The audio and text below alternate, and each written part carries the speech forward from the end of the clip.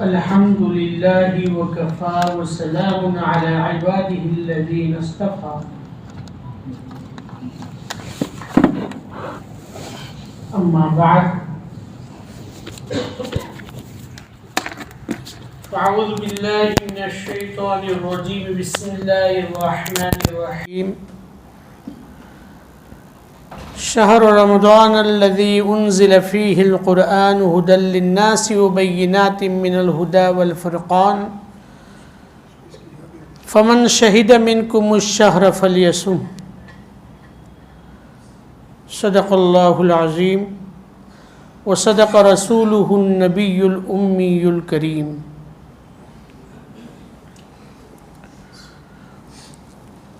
بزرگان محترم اور برادران عزیز،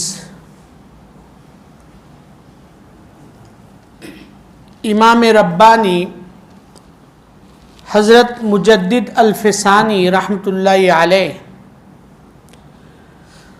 وہ یہ فرماتے ہیں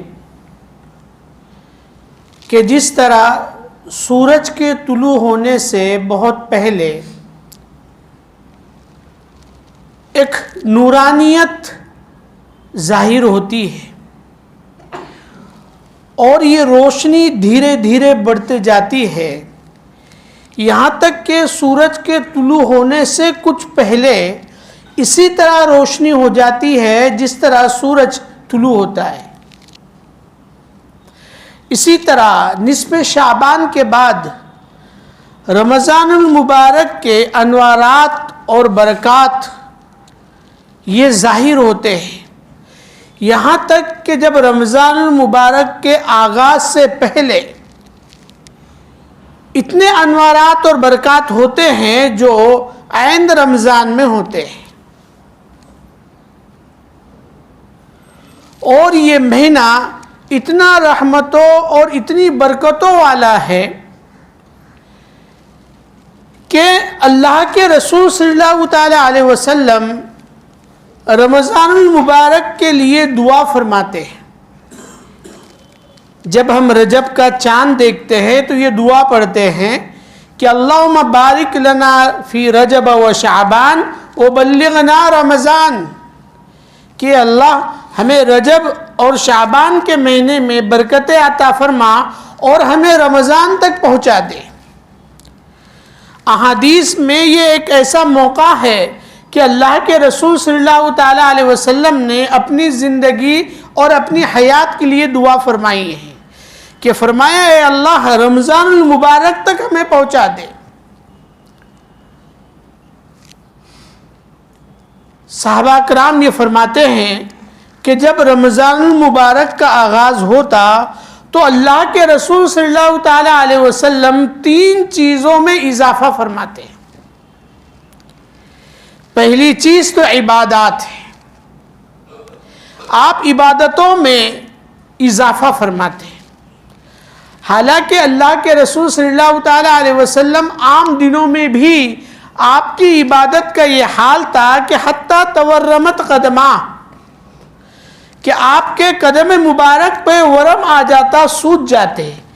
آپ تو عام دنوں میں اتنی عبادت فرماتے ہیں تو رمضان المبارک میں اور اس میں اضافہ ہو جاتا. دوسری چیز یہ ہے کہ رمضان المبارک میں آپ صدقات اور خیرات کی کثرت فرماتے، حالانکہ عام دنوں میں بھی آپ بہت زیادہ خیرات فرماتے ہیں، یہاں تک کہ آپ نے کبھی کسی سائل کو لا یعنی نہیں فرمایا. آپ کسی بھی طریقے سے کچھ نہ کچھ اس کی مدد فرماتے ہیں. لیکن جب رمضان المبارک آتا تو یہ سخاوت کا سمندر ٹھاٹے مارنے لگتا. اور تیسری چیز جس میں آپ اضافہ فرماتے وہ اللہ رب العزت کی بارگاہ میں مناجات، اللہ تعالیٰ کے سامنے رو رو کر گڑ گڑا کر دعا کرنا. یہ 3 چیزوں میں آپ اضافہ فرماتے ہیں. لہٰذا جب رمضان المبارک آ جائے تو ان 3 چیزوں کے اندر اضافہ ہونا چاہیے. گویا ہے کہ اللہ تعالیٰ نے یہ سنہرا موقع عطا فرمایا ہے گویا یہ ایک نیکیوں کا سیزن ہوتا ہے. جس طریقے سے ایک تاجر ہوتا ہے اس کے تجارت کا ایک سیزن ہوتا ہے, وہ سیزن کے اندر محنت کرتا ہے, مشقت اٹھاتا ہے اور کسی سے زیادہ میل جول بھی نہیں رکھتا ہے اور کہیں دعوت پر جاتا بھی نہیں ہے, وہ وقت نہیں دے پاتا, اس لیے کہ وہ سمجھتا ہے کہ یہ سیزن ہے, اگر ان ایام میں اگر میں غفلت کر لوں, سستی کر لوں تو پورا سال میں کیا کماؤں گا. تو یہ سیزن ایک وقت ہوتا ہے, اس کے اندر انسان خوب کماتا ہے, جو عام دنوں کے اندر وہ اتنے نہیں کما سکتا. اسی طرح اللہ تعالیٰ نے اس مہینے کو نیکیوں کا سیزن بنایا ہے, یہاں تک کہ اللہ تعالیٰ جب کوئی بندہ نفل پڑھتا ہے تو فرض کا ثواب اسے عطا فرماتے ہیں, اور جو فرض پڑھتا ہے تو اللہ تعالیٰ اس کو 70 فرض کا ثواب عطا فرماتے ہیں. تو گویا یہ کہ یہ بڑا سنہرا موقع ہے. جس طریقے سے سیل لگتی ہے اور سیل کے اندر بسا اوقات ایسا ہوتا ہے کہ قیمتی چیز بھی سستے دام میں نکال دی جاتی ہے, جوتوں کا سیل ہوتا ہے, کپڑوں کا سیل ہوتا ہے, اور لوگ وہاں پر جاتے ہیں کہ چلو سیل لگی ہے, اس لیے کہ قیمتی چیز بھی سستے داموں پر مل جاتی ہے. اسی طرح اللہ تبارک و تعالیٰ نے اس رمضان المبارک میں جنت کی گویا سیل لگا دی ہے. رمضان المبارک کا جب آغاز ہوتا ہے اس سے پہلے اللہ تعالیٰ جنت کو سجاتے ہیں, جنت کو خوشبوؤں کی دھونی دی جاتی ہے, اور جب رمضان آتا ہے تو اللہ تعالیٰ فرماتے ہیں کہ جنت کے دروازے مومنین کے لیے کھول دو.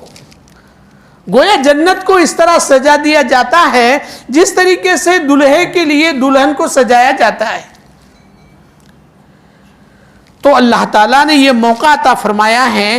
اللہ کے رسول فرماتے ہیں کہ اولها رحمتن ووسطها مغفرتن وآخرها عتق من النار, کہ رمضان اس کے اول حصے میں رحمت ہے, اور جو دوسرا حصہ ہے, دوسرا عشرہ ہے, اللہ تعالیٰ نے اس کو برکتوں سے بھر دیا ہے, رحمتوں سے بھر دیا ہے, اور تیسرا جو عشرہ ہے وہ تیسرا عشرہ یہ جہنم سے نجات کا ہے.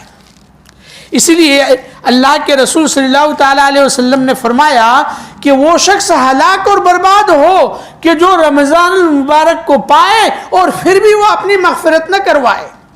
اس لیے کہ اللہ تعالیٰ نے کیسے موقع عطا فرمائے ہیں, شیطان کو بن کر دیا ہے, نفل کو فرض کا درجہ دے دیا ہے, ایک فرض کو 70 فرض کا ثواب دیتے ہیں. اللہ تعالیٰ نے یہ ساری چیزیں کر رکھی ہے, اور پھر اس کے باوجود بندہ نیکیاں کر کے اپنی مغفرت نہ کروا لے تو اس شخص کے ہلاکت میں کیا شبہ ہو سکتا ہے. تو اللہ نے یہ موقع دیا ہے. تو اس موقع کے اندر دو چیزیں تو عام طور پر کی جاتی ہے کہ دن میں روزہ رکھا جاتا ہے اور رات میں تراویح پڑھی جاتی ہے. لیکن جو رمضان المبارک ہے یہ ہم سے اور چیزوں کا مطالبہ کرتا ہے. یہ دو چیزیں اس مہینے کی بڑی اہم عبادات میں سے ہیں, لیکن رمضان ہم سے اور مطالبہ کرتا ہے. دیکھو اللہ تعالیٰ نے ہمیں اپنی عبادت کے لیے پیدا کیا, وما خلقت الجن والانس الا لیعبدون, کہ میں نے جنات اور انسان کو اپنی عبادت کے لیے پیدا کیا ہے. اور اللہ تعالیٰ نے ہماری جان اور ہمارے مال کو خرید بھی لیا ہے. ان اللہ اشترى من المؤمنین انفسهم واموالهم بان لهم الجنہ, اللہ تعالیٰ نے مومنین کے جان اور مال کو جنت کے بدلے میں خرید لیا ہے. اب اللہ نے ہمیں عبادت کے لیے پیدا کیا اور اللہ نے ہمیں خرید لیا, اور خرید کر اتنی اونچی قیمت لگائی ہماری کہ ہم سوچ بھی نہیں سکتے. ہمارے جان اور مال کو جنت کے بدلے میں خرید لیا, اتنی بڑی نعمت کے بدلے میں ہمیں خرید لیا. گویا ہم اور آپ یہ بکا ہوا مال ہے. لہذا اللہ تعالیٰ اگر ہمیں یہ حکم دے کہ بھئی صبح سے لے کر شام تک اور شام سے لے کر صبح تک تم سجدے میں پڑے رہو, تو اللہ کی طرف سے یہ کوئی ظلم نہیں ہوتا, کوئی ظلم نہیں ہوتا. اس لیے کہ اس نے ہمیں پیدا کیا اور اس نے ہمیں خرید بھی لیا اور پھر ہمیں یہ حکم دیتا، کوئی ظلم نہیں ہوتا، بلکہ پھر بھی یہ سودا ہمارے لیے بہت آسان ہوتا، اس لیے کہ جان بھی اسی کی ہے اور مال بھی اسی کا ہے اور اس نے خرید بھی لیا ہے اور اتنی بڑی قیمت ہماری لگا دی ہے، تو ہم پر یہ کوئی ظلم نہیں ہوتا۔ لیکن قربان جاؤ اللہ کے ذات پر کہ اس نے ہمیں خرید لیا اور خرید کر یہ چیزیں ہمارے سپرد کر دی، کہا جاؤ یہ جان بھی تمہاری ہے اور یہ مال بھی تمہارا ہے، لیکن یہ کہ دیکھنا اتنے فرائض تم ادا کرنا، ان حرام چیزوں سے بچنا، اور جو جائز چیزیں وہ تم کر سکتے ہو، تجارت تم کر سکتے ہو، زراعت کر سکتے ہو، نوکری کر سکتے ہو، حلال طریقے سے کما سکتے ہو، کچھ کام کر سکتے ہو، یہ تمام چیزیں ہمارے لیے جائز قرار دی ہے۔ اور مال کے اندر بھی فرمایا ہے کہ مال بھی تمہارا ہے، تم استعمال کر سکتے ہو حلال طریقے میں، لیکن یہ کہ اس کی ایک زکوٰۃ ہے جو 2.5% ہے، وہ زکوٰۃ تم نکالتے رہنا۔ اللہ نے ہمارے جال بھی ہمارے حوالے کر دی، ہمارا مال بھی ہمارے حوالے کر دیا، لیکن بعض چیزوں کو حرام قرار دیا اور بعض ہم سے مطالبہ کیا کسی چیز کا۔ لیکن ان چیزوں کو جائز کرنے کا کیا انجام ہوتا ہے؟ نتیجہ یہ ہوا کہ ہم جائز چیزوں کے اندر اتنے لگ گئے کہ جو ہمارا مقصد حقیقی ہے، یعنی اللہ کو راضی کرنا، اللہ کی عبادت کرنا، ہم نے اس کو بھلا دیا ہے۔ اللہ کو راضی کرنا، اللہ کی عبادت کرنا، ہم نے اس کو بھلا دیا ہے اور ہم دنیاوی کاروبار کے اندر لگ گئے ہیں۔ اور یہ دنیا ہم پر ایسی چھا گئی ہے کہ اس نے ہمارے دلوں پر ایک پردہ ڈال دیا ہے، ایک پردہ ڈال دیا ہے ہمارے دلوں پر۔ لہذا اللہ تعالیٰ یہ فرماتے ہیں کہ ہم نے یہ رمضان تمہیں دیا ہے، لہذا تم ہم سے جو دور چلے گئے ہیں تم ہمارے قریب آ جاؤ، ہماری نزدیکی حاصل کر لو۔ تو اللہ ہم سے یہ مطالبہ کرتا ہے کہ میرا قرب حاصل کر لو۔ اسی لیے یہ تراویح رکھی گئی ہے کہ تراویح کے اندر جو 20 رکعتیں ہیں، اس 20 رکعت میں 40 سجدے ہوتے ہیں، اور قرآن کریم کے اندر فرمایا گیا ہے کہ تم سجدہ کرو اور اللہ کا قرب حاصل کرتے جاؤ۔ سورہ علق کے اندر یہ آیت سجدہ ہے، اس لیے وہ عربی نہیں پڑھتا ہوں، اس کا ترجمہ یہ ہے کہ سجدہ کرتا جا اور اللہ کا قرب حاصل کرتا جا، کہ گویا یہ کہ اللہ تعالیٰ نے یہ فرمایا کہ تراویح پڑھ اور میری نزدیکی حاصل کر لے۔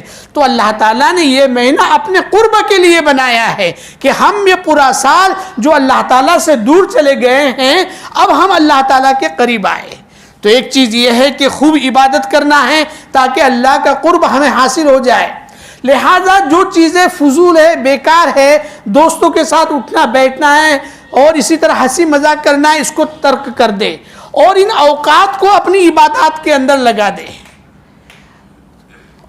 اور عام طور پر ان دنوں میں قرآن کریم کی کثرت رکھے، اس لیے کہ رمضان المبارک کو اس قرآن کے ساتھ ایک تعلق ہے۔ شہر رمضان الذی انزل فیہ القرآن، یہ رمضان المبارک میں ہی لوح محفوظ سے قرآن نازل ہوا ہے، لہذا رمضان کو، قرآن کریم کو رمضان سے ایک تعلق ہے، لہذا کثرت کی جائے۔ جو اللہ کے بزرگ تھے وہ تو کافی قرآن کریم پڑھتے تھے۔ امام ابو حنیفہ کے متعلق رحمۃ اللہ علیہ، ان کے متعلق لکھا ہے کہ رمضان المبارک میں 63 قرآن کریم ختم فرماتے، ایک قرآن کریم دن میں پڑھتے، ایک قرآن کریم رات میں پڑھتے اور 3 قرآن کریم تراویح کے اندر پڑھتے۔ اتنا قرآن کریم کے ساتھ آپ کو شغل تھا۔ بہرحال قرآن کریم کی کثرت رکھے، اور ہم چونکہ سحری کے لیے اٹھتے ہیں تو 10-15 منٹ پہلے اٹھ جائے تاکہ اس کے اندر 4 رکعت نماز پڑھے، تہجد کی نماز، اس لیے کہ عام دنوں کے اندر پڑھنا مشکل ہوتا ہے، اٹھنا مشکل ہوتا ہے، تو ایک مہینہ اس کا اہتمام کر لے۔ اور سب سے اہم جو چیز ہے، سب سے اہم چیز یہ ہے کہ ہمارا جو روزہ ہو وہ تمام اس کے آداب کے ساتھ روزہ ہو۔ ہم جو روزہ دار ہو، سر کے بال سے لے کر پیر کے ناخن تک ہمارا روزہ ہو، ہماری آنکھیں بھی روزہ دار ہو، ہمارے کان بھی روزہ دار ہو، ہماری زبان بھی روزہ دار ہو، ہمارے خیالات بھی روزہ دار ہو۔ اور روزہ کس چیز کا نام ہے؟ بے کھانے پینے اور بیوی کے ساتھ اپنی شہوت پورا کرنے سے رکنے کا نام ہے۔ یہ 3 چیزیں کون سی تھی؟ یہ جائز تھی، کھانا بھی جائز تھا، پینا بھی جائز تھا، حلال طریقے سے اپنی خواہش پوری کرنا بھی جائز تھا۔ اب ان جائز چیزوں کو ہم چھوڑ کر روزدار بن گئے ہیں، لیکن اللہ تعالیٰ نے جن چیزوں کو پہلے سے حرام کیا تھا اب وہ حرام کے اندر ہم مبتلا ہے۔ حلال چھوڑ کر ہم حرام کر رہے ہیں، تو یہ کیا روزہ ہوا؟ یہ کس طرح روزہ کہ جھوٹ جو پہلے سے حرام تھا آپ روزے کے اندر جھوٹ بول رہے ہیں، غیبت کرنا پہلے سے حرام تھی آپ روزہ بھی رکھا ہے اور غیبت بھی کر رہے ہیں، تکلیف پہنچانا پہلے سے حرام ہے آپ نے روزہ رکھا ہے، پھر کسی کو تکلیف پہنچا رہے ہیں، کسی کو گالی دے رہے ہیں، اپنی نظر اس کی حفاظت نہیں ہو پا رہی ہے، تو روزے کے اندر آپ وہ کام کر رہے ہیں جس کو شریعت نے غیر روزے میں بھی حرام کر دیا ہے۔ تو یہ کیسا روزہ ہوا کہ حلال سے تو آپ بچ رہے ہیں لیکن شریعت نے جس کو پہلے سے حرام قرار دیا تھا اس کا ارتکاب ہو رہا ہے۔ لہٰذا روزہ اس طریقے سے ہو، اس کا کان بھی روزدار، آنکھ بھی روزدار، زبان بھی روزدار، خیالات بھی روزدار، اور وہ پورا مکمل طریقے سے روزہ دار ہو۔ جب مکمل انسان روزہ دار ہو اور افطار کے وقت اللہ تعالیٰ کے سامنے اپنے دامن کو پھیلائے اور اللہ تعالیٰ سے جب وہ دعا کرے گا تو اللہ تعالیٰ ضرور اس کی دعاؤں کو قبول کریں گے۔ صرف یہ ہے کہ ہم روزہ صحیح طریقے سے روزہ رکھیں۔ ایسا نہیں ہے کہ میں جھوٹ بول جاتا تو روزہ ٹوٹ جائے گا، نہیں، لیکن روزے کے جو برکات ہے، روزے کے جو فوائد ہیں وہ حاصل نہیں ہوں گے۔ گویا ایک مٹکا، ایک گھڑا ہے، اس کے اندر آپ مسجد میں آئے، نور بھرا اور آپ باہر نکل گئے۔ اب جب باہر نکلے تو اب اس کے اندر ایک سوراخ کر دیا ہے، جھوٹ بول کر اس میں سوراخ کر دیا ہے، بد نظری کر کے اس میں سوراخ کر دیا ہے، غلط فلم دیکھ کر اس میں سوراخ کر دیا ہے، تو جو نور اور جو برکت آپ نے جمع کی تھی اب وہ دھیرے دھیرے دھیرے دھیرے وہ ان کے راستے سے نکل گئی ہے۔ آپ نے اے سی لگایا ہے تو کیا کرتے ہیں؟ کھڑکیاں دروازے بند کر دیتے ہیں۔ اب ایک شخص اس نے روزے کا تو اے سی لگایا ہے لیکن گناہوں کے کھڑکی دروازے کھول دیے ہیں، تو ایک طرف سے ٹھنڈک آئیں گی اور دوسرے طرف سے ٹھنڈک چلی جائیں گی، تو جو فائدہ اور برکت حاصل ہونا ہے وہ فائدہ اور برکت حاصل نہیں ہوگا۔ اسی وجہ سے دو خاتون کے متعلق آپ کو یہ پتا چلا کہ ان کو روزہ بہت لگ گیا ہے۔ اللہ کے رسول نے ان کو بلایا اور قے کروائی تو قے کے اندر گوشت کے ٹکڑے نکلے۔ اللہ کے رسول نے فرمایا کہ تم نے کسی کی غیبت کی ہے؟ کہا ہاں۔ تو اللہ کے رسول صلی اللہ تعالیٰ علیہ وسلم نے فرمایا کہ جب بندہ اس طرح جھوٹ سے گناہوں سے بچتا نہیں ہے تو اللہ تعالیٰ کو ایسے شخص کے بھوکے اور پیاسے رہنے کی کوئی پرواہ نہیں ہے۔ تو جو رمضان المبارک میں اللہ تعالیٰ نے اگر ہمیں وہاں پہنچا دیا اور جب وہ مہینہ آ گیا، ابھی کچھ ہی دن باقی ہے، 10 روز تقریباً باقی ہے، تو وہ جب مہینہ آ جائے تو اس کے اندر رمضان المبارک کا اہتمام کرے، اس کی عزت، اس کا استقبال کرے، اور صحیح استقبال یہی ہو سکتا ہے کہ انسان اپنا نظام الاوقات بنائے کہ اور جو ہماری غیر ضروری چیزیں ہیں، غیر ضروری مجلسیں ہیں، غیر ضروری ہنسی مذاق ہے، وہ سب کے سب چھوڑ دے اور سب اس طریقے سے نظام الاوقات بنائیں کہ اس کے اندر عبادات ہی عبادت کرنا ہو، کلمہ طیبہ کی کثرت ہو، درود شریف کی کثرت ہو، استغفار ہو، تیسرا کلمہ ہو، قرآن کریم کی کثرت ہو، درود شریف کی کثرت ہو، چلتے پھرتے اٹھتے بیٹھتے انسان یہ پڑھتے رہیں۔ لیکن ان تمام چیزوں کے باوجود جو سب سے اہم جو چیز ہے وہ ہے گناہوں سے بچنا۔ اگر ایک بندہ پوری رمضان اس نے کوئی نفل کام نہیں کیا لیکن پوری رمضان وہ گناہوں سے بچتا رہا، اس نے کوئی گناہ نہیں کیا، تو واقعتاً وہ شخص قابل مبارکباد ہے اور اس شخص نے گویا رمضان کا حق ادا کر دیا ہے۔ لیکن ایک آدمی ہے نفلیں بہت پڑھ رہا ہے، ذکر و تلاوت بھی بہت کر رہا ہے، بہت ساری کثرت کر رہا ہے وظائف کی، لیکن اس کے بعد ساتھ ساتھ وہ گناہوں کو بھی کر رہا ہے، برائیوں کو بھی کر رہا ہے، تو اس سے یہ رمضان کا احترام حاصل نہیں ہوگا۔ چاہے عبادات کم ہو لیکن گناہوں سے بچنا یہ زیادہ ہو، گناہوں سے بچنے کا خاص اہتمام کرے۔ تو اللہ کے رسول صلی اللہ تعالیٰ علیہ وسلم اس مہینے کے اندر 3 چیزوں کی کثرت کرتے تھے، ایک عبادات کے اندر کثرت، دوسری صدقہ اور خیرات کے اندر کثرت، اور تیسری چیز مناجات، اللہ تعالیٰ کے بارگاہ میں دعا کی کثرت۔ دیکھو دعا یہ ہے کہ دل کے گہرائیوں سے نکلے، یہ نہیں کہ عربی کے کچھ جملے انسان نے رٹ لیا ہے اور اس کو پڑھ لیا ہے، فٹافٹ پڑھ لیا اور اس کو معلوم بھی نہیں کہ میں کیا مانگ رہا ہوں۔ یہ دعا کرنا نہیں ہوا ہے بلکہ تو دعا پڑھنا ہوا ہے۔ یہ ضروری نہیں ہے کہ آپ عربی زبان کے اندر ہی کریں، بلکہ یہ ضروری ہے کہ آپ اپنے دل سے دعا کریں، اس کو سمجھ کر کرے کہ تم کیا بول رہے ہو، اللہ سے کیا مانگ رہے ہو. کہ اسی لیے حدیث میں فرمایا ہے کہ تم رو اللہ کے سامنے مانگنے میں، اگر تم رو نہیں سکتے ہو تو رونے کی شکل بنا لو. تو بہرحال یہ 3 چیزوں کی کثرت کریں. اللہ تعالی ہمیں کہنے سننے سے زیادہ ان باتوں پر عمل کرنے کی توفیق عطا فرمائیں. آمین و آخر دعوان الحمدللہ.